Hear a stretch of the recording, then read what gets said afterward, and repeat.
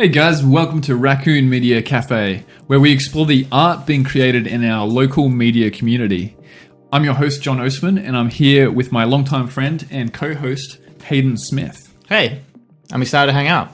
Let's do it. It is exciting. Let's do it. So before we get into it, well, this is us getting into it, we're going to start off with a music track by Sir Ian Starseed, and this is a Goa trance track called Army Swarm.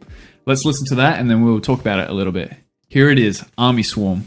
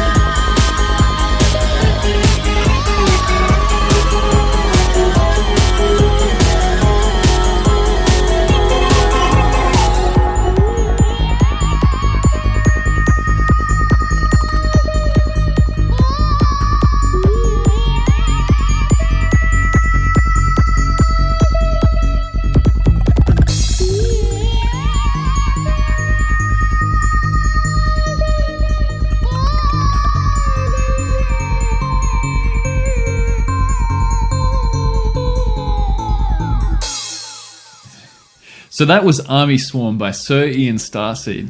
That was great. Yeah, I it was like pretty that. cool. So that was a Goa trance track. And while we're listening, we're just talking about Goa trance. And I'm not an expert on it, but I used to listen to a group called Shpongle who do Goa trance. And I think the whole thing there is that Goa is a place in India where they have these huge EDM Like trance full-on festivals. EDM festivals. Yeah, that's right. And it's all like very hallucinogenic and very trippy and everything. But it kind of the whole thing is it gets you into that state of mind. So Yeah, which is really evident here with like the full-on backstory we've been given and everything with like the aliens and the androids clashing against each other, which I found really interesting with like the synths that we use in it. And like that kind of like really Eurosynth, technical industrial synths versus the more like throaty kind of organic sounding ones. Yeah, I really enjoyed that. I don't know if it was intentional or not, but no, I think it was. Certainly sounded like that to me. I'll read about a bit of what Sir Ian Starseed has given me here. So just backstory, he says this track, Army Swarm, is about an army of ferocious alien insects being telepathically controlled by a cadre, I don't know how to say that word, cadre of malevolent android generals. They're being driven mindlessly across an arid plain on a distant world, swarming towards a terrifying battle. And so Ian Starseed says here that he actually used a few synthesizers on it, including Serum and Silence for the producers out there. And he also used some royalty-free classical Indian vocal samples, which you might have heard there. And those come from the Earth Moments Voice of India bundle. Now, I remember him saying as well that I think he formant shifted some of the synths as well to try and give them that kind of insectoid sound. Oh, yeah. Oh, that's really cool. Yeah, so what you were like saying about, I think everything in there is pretty much intentional as far as brilliant. Yeah. synth sound design is meant to represent what's happening in the actual story here. Right. So I like it. Yeah. That's brilliant. which is always impressive. But a bit more backstory. He was saying that he's been working on it like on and off for quite a long time, and basically working on it when he kind of had ideas for it. But it was kind of dragging on a bit. And then it came to a point where on Twitter he found a music production competition. I think it was Music Weeklies, possibly. He's given me a link to that I'll put down in the description.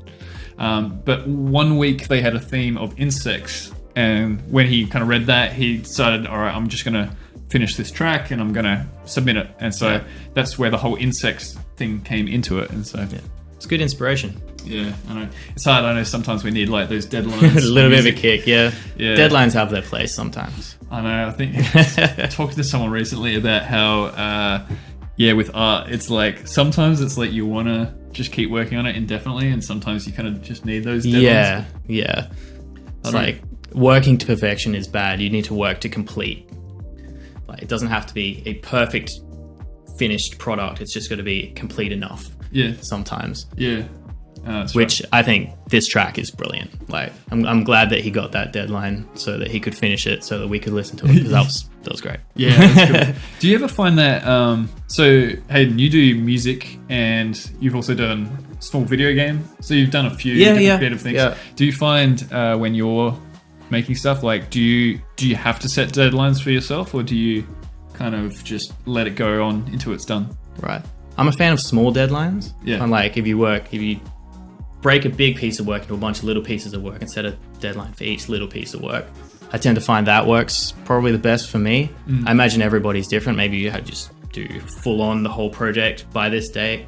But for me, I break it down to a bunch of little, like a to-do list, and then each little thing is like, okay, this week I'm going to do this, next week I'm going to do that, until the whole project's done. Yeah, that's cool. That's a good way of doing it. I've been getting really into lately using Gantt charts and like all that kind of project management stuff. Proper project management. Yeah, I've been wanting to do it for years and I can never stick with it. But I think finally I'm finding it helpful to kind of like balance different projects and stuff like that.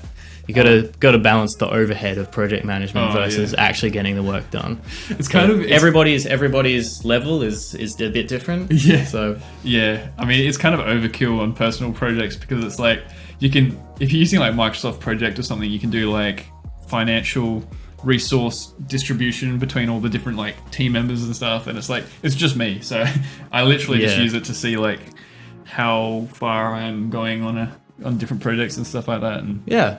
yeah, I don't know. Brilliant. I Well, don't know. I'm a bit of a nerd for that stuff. Yeah. So all right. cool. So that Shall was we? Army Swarm by Sir Ian Starseed, and I'll chuck a link down in the description so you can follow that up if you want to download that or listen to that. All right.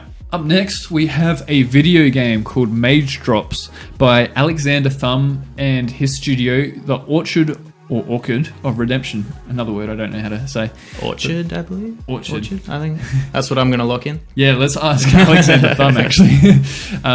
But anyway, Mage Drops. This game it started out as a golf platformer experiment, but from there it grew into what it is currently, which now includes a magical world. It includes unlockable biomes, and the final version of which will feature a rich story. So it's currently out in early access, and you'll be able to check that out on Steam.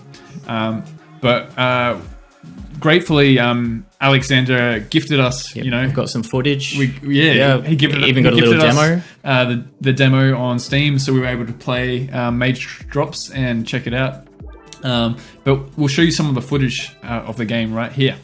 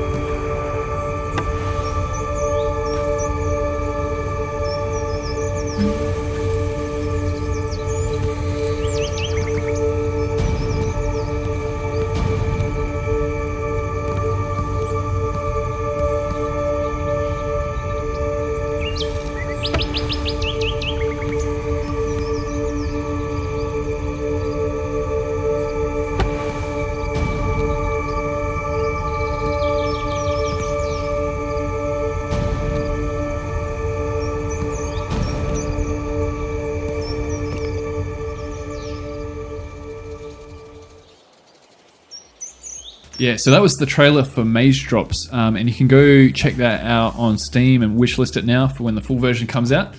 So we played that a little bit before, and it's interesting because on their website they talk about how their studio tries to make games with minimum lovable product instead of minimum viable product. Bit of a spin on the MVP. Yeah, which is a cool idea.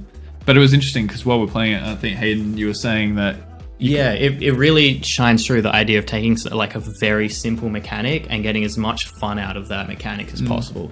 So like it's essentially like a golf game, right? You get the ball in the hole kind of thing, but then they add to that like brilliant effects and magic and the hotkey to change the environment, lots of moving parts and physics-based interactions. But at the end of the day, it's still that simple mechanic that is what's the phrase? It's easy to play, difficult to master. That kind of thing. Yeah. That's a good way to put it, actually. Yeah, that's what I really like about this one. Yeah, that's kind of the vibe we got from the game there. So, yeah, cool. So you can follow that on Steam, and add that to your wish list and check that out. All right, so now we're going to talk about what's happening in Adelaide in the media and games industry. So got a couple today, and they're both from IGEA, the IGEA. The first is a big one. It's the IGEA Education Summit. And that's basically a summit where they bring together industry professionals and educators to facilitate a direct dialogue between them. And this summit also includes talks about how government funding can steer the outcomes of games-related development. It also includes talks about like a day in the life stories from a small game studio here in Australia, and also a panel about how the federal games offset is likely to influence what games get created here. That's happening on the 21st of July. It's happening, so this is Australia-wide, so it's happening in 4 different locations across Australia. But if you're in Adelaide, you can actually go and attend in person. I know that's unusual to say, you can attend in person now. Yeah, we can do that now. It's brilliant. I know, right? You can attend in person at Game Plus, which is on Peary Street. So I think you have to get tickets for that. So if you do a Google for that or follow the link, you can check out that summit. And this is, I think it's really good they're doing this because, they're talking about government funding and how that steers stuff. I have this conversation with other creators all the time. It's a really important thing in Adelaide. I know the government does have a bunch of funding opportunities. Yeah, it's changing all the time. There's waves of where it's like between the government and SA Film, we have funding opportunities.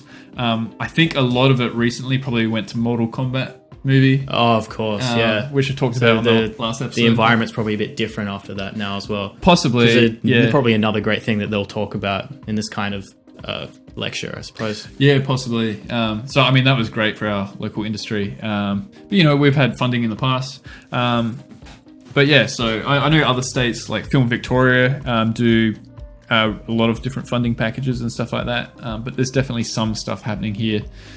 Having said that, it would be great to get some more, I think. Of course. You can always push it. Of course. But, even with or without funding, we've still got plenty of locals making stuff, as you're seeing. We're showing some of it now. So there's definitely this creation happening, which is great.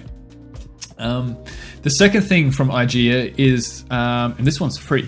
This is 3 free webinars being given by Jason Della Rocca, who he's the former executive director of the Montreal chapter of the International Game Developers Association. So that's the IGDA as opposed to the IGEA. So, and it's all about video games business. So these webinars will go into a variety of aspects of games business, and these are going to be happening across the 23rd and the 30th of June, and then the 7th of July. So he's someone who has a lot of business experience and a lot of games experience. So if you feel like you want to learn a bit more about that stuff, those are free webinars that you can sign up for and watch. So that's great. So sweet. Yeah, Bit of the admin around building games. Yeah. There's always stuff happening, so it's just worth keeping an ear out for it. So, okay, next up we have another piece of art, some digital art by a local artist, Nancy Jew. And now here, let's just pull up this artwork so we can look at it. Yeah, let's give it a look. So I don't know if this piece has a name. Woman with dog holding basket with apples. I'm sorry, Nancy, if you have a name for it. Let us know. Yeah, let us know. Throw it in the comments. But this is a very cool piece of artwork. I think immediately for me, I see kind of Studio Ghibli vibes. Yeah, it's kind of got that natural, like, irreverent vibe to it. Yeah. Similar kind of art style, I guess you could say. It's got a very kind of light touch on the lines. Yeah. I don't... Yeah. It's not like strictly cell shade or anything. It's kind of that half real, half anime, half cell shaded. But yeah, it's got a very quaint feel. I like it. It's kind of like very relaxing. Quaint, kind of quaint, irreverent, kind of daily life kind of feeling to it. Yeah, it is. It's kind of like slice of life. And I know it gives me kind of storybook vibes as well. Yeah. Which is cool because Nancy, I asked her about the inspiration, and she said this piece is inspired by Tasha Tudor, who is the illustrator and writer of children's books. Glimpses into her gardens and lifestyle give me comfort and peace. Yeah, and I hope to capture a similar feeling in my work too. Yeah. So that's that theme again of like that kind of comfortable slice of lifey kind of. I think that's the word I'm looking for. Like irreverent. No, it's definitely the word that keeps coming to mind. Definitely comfortable. I think it's always cool. Just trying to find synonyms for the same word. Yeah, no, but that's what it is. I always find it interesting hearing about people's inspirations and stuff as well, because you can kind of often people get into art making because they've been inspired by some art themselves, and it's like So Yeah. It's great to see where people come from and where it's led them to. Yeah.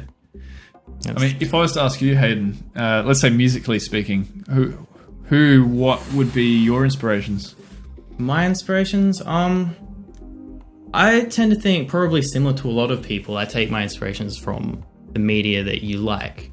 Yeah. So, for example, if you're inspired by children's books, you're going to have that kind of comfortable, maybe like pop party, bright, vibrant kind of aesthetic.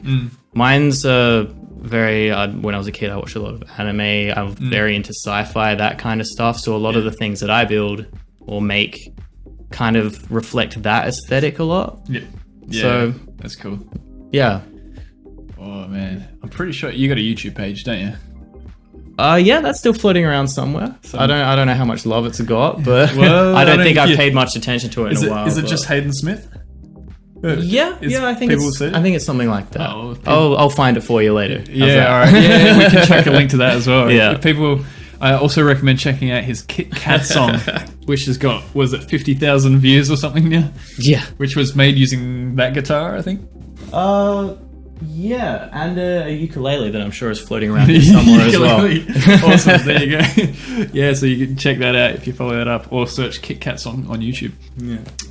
Cool. Thanks for that, Nancy. That is very cool. It's a beautiful piece of art. Yeah, hope to see more of your work popping up around Adelaide.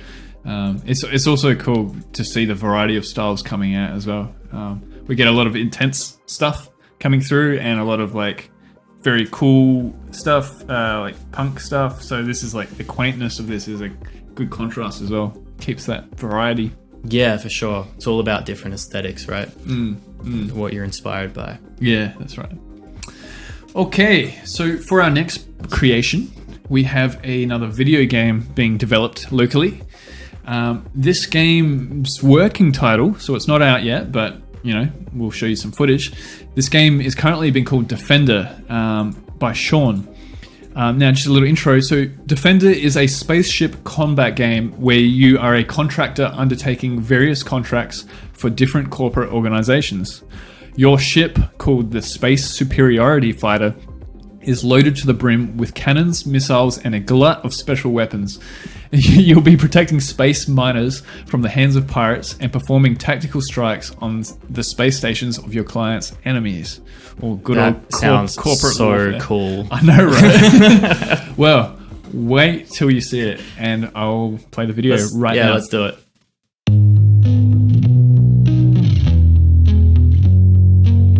Dynasty, Raptor, need a tube. A-firm, Raptor's hot.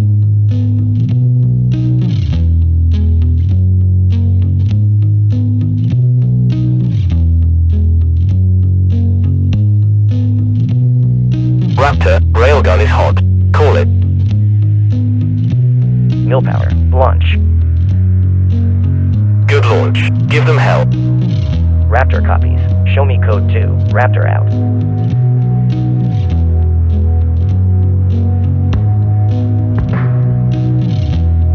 Dynasty, Raptor, inbound code 5. Raptor, Dynasty confirms. Hold for lights. Raptor copies. Waiting for lights.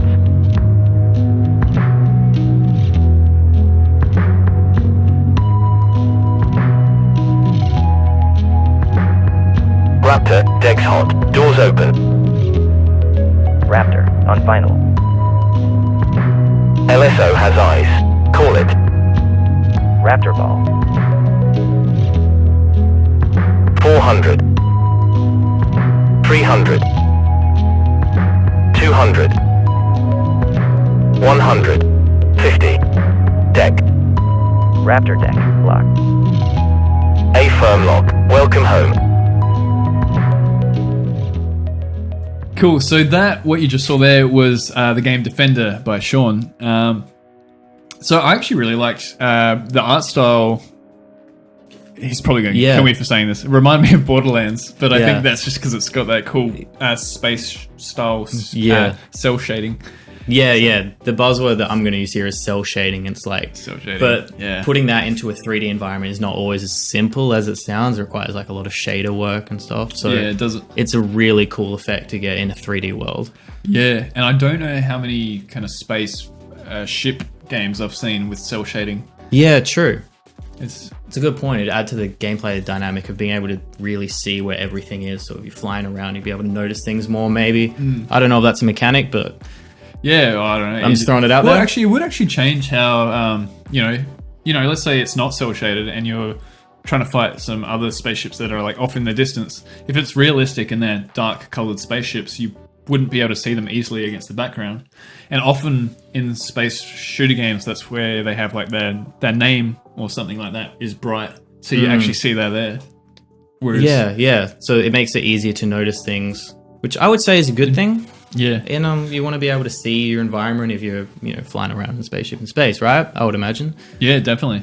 And I mean, with this game being that you're a corporate contracted mercenary basically, Yeah, and you're just best of the blowing best. stuff up, I'm sure that kind of cell shaded fun vibe really reflects that. So Yeah. that's pretty cool. Another cool thing I'd like to point out, because don't get me wrong, I absolutely love sci-fi and space operas in every way. It's totally my jam. I think I was talking about inspirations earlier. Yep. So I absolutely love those space operas. Part of space opera is it's an opera, right? Make things grand, make it magnificent and overbearing and brilliant. Yep. And like, I feel like things like the heads up display as you're coming into land in that video that we saw, and like the fly through of like shows how big the mining vessel is compared to the spaceships and the aircraft carriers. Yep. I think that is done well. Yeah. Here. Just it adds to like, I guess, the world building. Yeah. Part of like building a big world. It's not just a character story. It's a huge story that covers a galaxy, or Yep. it's in space, right? It's huge. Yep. So I think that this is achieving that, That's which awesome. is, to me, an important part of sci-fi. You hear that, Sean? You got an expert opinion here. You know, space opera expert is Yeah. saying you've done well. Yeah. That's my rant for today. No, that's awesome. That's awesome. Radio is the right place to do it. Yeah. It's cool. Also, just another cool thing there is you guys would have heard the voices, the radio voices there. So Sean's actually let me know that that isn't voice acting. That's actually done through text-to-speech from Google DeepMind's WaveNet AI. There's a few words for you to look up to Google. But yeah, so that's I'm pretty sure you write the text, it sends it to the AI, and it generates the voices. Then he got that audio back. He then did a little bit of post-processing in Reaper, added a little bit of distortion, added a band pass, a little bit of production to make it sound like it's coming out like of the the radio. radio, the radio It's kind of that thing, yeah. crunchy radio. But that means that he's probably going to have a whole lot of voice acting voices in there. Yeah. For it's like a high amount of production value for a minimal, as minimal as possible amount of actual production. So it adds to that grandness of the scale of the project. Totally, and Which is I'm pretty brilliant sure for an it's indie developer, right? I'm pretty sure it's just him doing it. So Yeah. that opens all sorts of opportunities for just single developers. So yeah, that's very cool. But yeah, so that game Defender is being developed at the moment by Sean, and the best place to follow that is on Sean's Twitter. Also, I think it's Arc Nano, and I'll throw a link to that in the description. So yeah, that's pretty much all the creations, Right. the art that we've got for you today. Thanks for joining us here at Raccoon Media Cafe. I hope you're drinking some kind of coffee, beverage. I've got water with me now. Cheers. Ooh. Cheers. Hayden's got a good old. What are you drinking at the moment? This is a Cooper's. Represent Adelaide, right? Yeah, that's right. Hey, yeah, we're Adelaide based, so Cooper's. They're a very small brewery, very independent brewery here in Adelaide. Just a startup, so you should support them if you're into your small beers. So, but yeah, so to take you out, I'm going to play one of my own tracks that actually I haven't released yet, so you're hearing it for the first time here. This is called Antarcticus 4. Just tiny little backstory with this. It's being made for an album I'm working on at the moment, which is essentially set in space. We're doing the sci-fi thing sci-fi. apparently today. Brilliant. And so this one's set on a planet called Antarcticus 4, which is kind of like a frost planet. But there's a whole lot of robot machinery that's going on there. And actually, speaking of inspirations, I'll tell you what inspired this piece. It was when we were watching, what's that Netflix show? Was it Sex, Death and Robots? Love, Death, Robots, I believe. One of those. Yeah? There's one episode on their new season where there's a really cool episode about these people living on a frost planet, and they kind of go out to the frozen ice lake and run away from giant neon whales.